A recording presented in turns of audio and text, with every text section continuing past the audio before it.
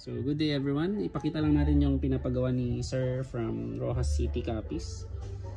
So WeGlock 17 Gen 3. Ang inuuna natin is yung pinakamahirap na part, yung hammer set. So bumili kasi si Sir ng stainless steel hammer set. So itong stainless steel hammer set na to is hindi ito talaga pang WeGlock 17. Nag-research lang kami kung ano ang pwedeng gamitin na stainless steel hammer set for WeGlock 17, yung alternative. Plus nag-trial and error kami sa modification para mag-work. So ito siya, tapos na yung modification dyan.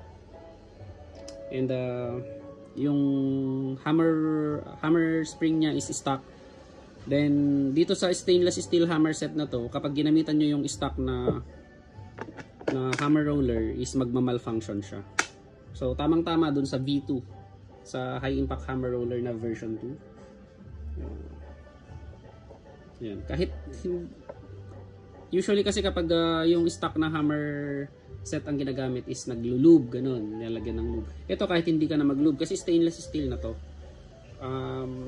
Polished na yung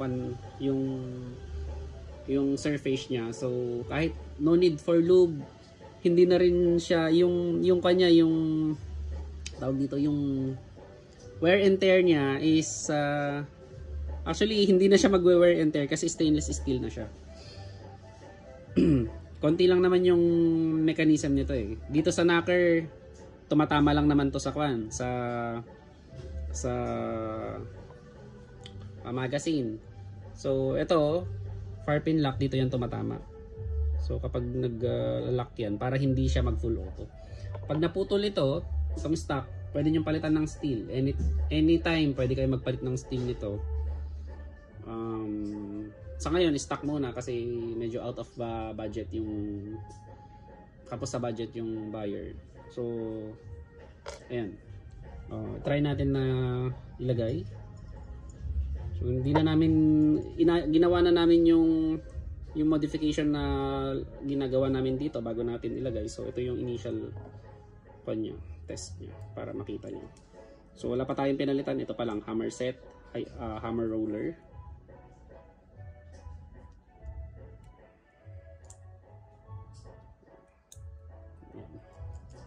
So ayan. Then yung sear, wala tayong ilalagay na wala tayong ilalagay na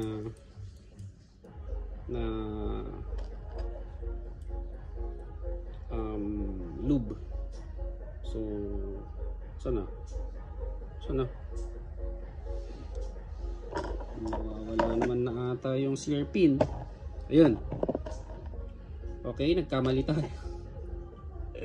Napahiya tayo, sorry. May pagkakalat yun na ilagay nating hammer pin. Okay, so pagpasensyahan nyo na, hindi po tayo master. Kaya pala.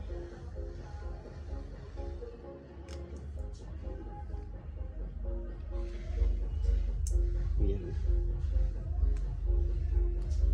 Okay. Then yung sear spring, yung sear pin.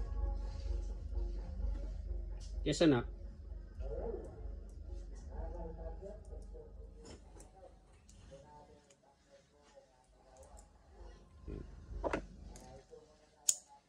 Okay.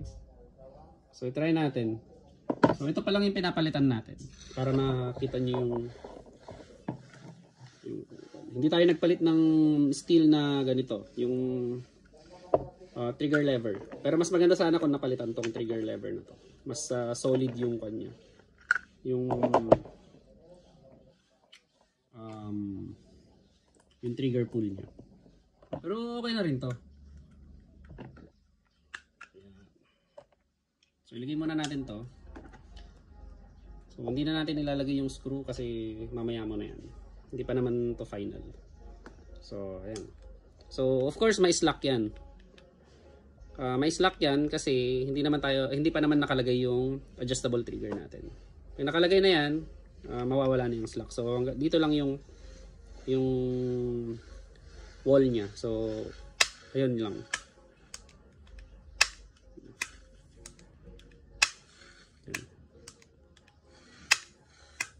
Mas lumambot yung trigger pull. Hindi nyo masyado, syempre hindi nyo mafe-feel kasi nandito sa video to, pero 100% proven and tested to kahit sa mga alam ng mga nagpapagawa sa amin na talagang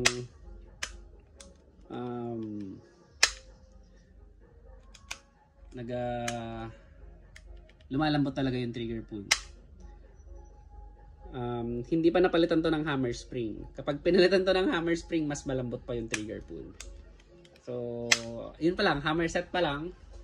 Ang pangit kasi kapag yung stock na hammer set ang minodify mo sa ganun. Syempre may wear and tear yun kasi nga zinc alloy lang naman yun. Hindi naman yun steel. So, talagang mapupudpud yun. Sa katagalan, magpo-full auto yung unit nyo, magma-malfunction. Or mag-accidental discharge kayo. So, pakita natin kung mag-accidental discharge to.